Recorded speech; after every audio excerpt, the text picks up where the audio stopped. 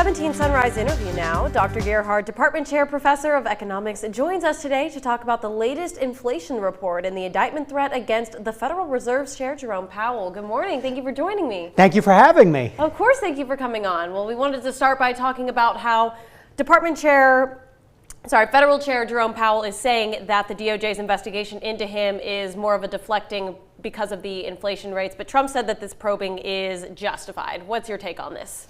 Yeah, it's absolutely a threat against monetary policy. It's trying to get him to lower interest rates, which is what President Trump has wanted and which is what several members of the Federal Reserve Board have wanted.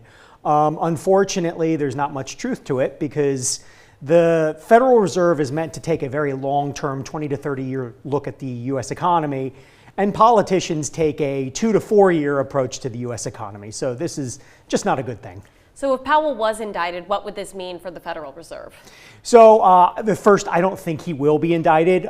This is a big bag of nothing. But if he were to be indicted in the worst case scenario, it would throw the markets into turmoil. You're already seeing Wall Street talk about how this will impact the U.S. dollar, prices will go up, uncertainty will go up. So economic outcomes would be invariably worse. And why is it important for the Federal Reserve to be that independent board? It's important because the Federal Reserve has a dual mandate. It's to maximize employment and to keep stable prices, inflation around 2%. And so one of the issues is that to do that, you have to take a very long-term outlook and sort of ignore political cycles. And so one of the big issues is that with what's going on right now, it's just not a good look. Well, let's turn now to consumer prices. The Bureau of Labor Statistics is showing that prices are down 3.4% from last year, but Americans are still paying more for those household essentials like groceries. What's your take on this? Yeah, so inflation is about 2.6 to 2.7%, depending on whether you exclude or include food and energy. Food prices are up about 3% over the course of the year. So that means essentially you're basically increasing the California sales tax rate to about 10%. The two big items that decreased in prices between November and December were used cars. Unfortunately, a lot of people aren't buying cars right now, but also gas prices. And that's good. That's a benefit to consumers.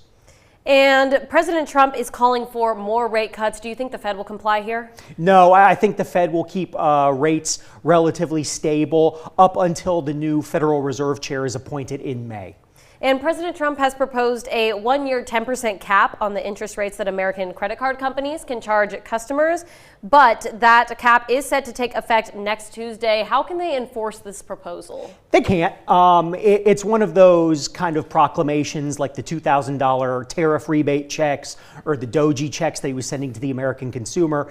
He says not to focus on affordability, but his actions speak louder than his words when he's trying to improve affordability.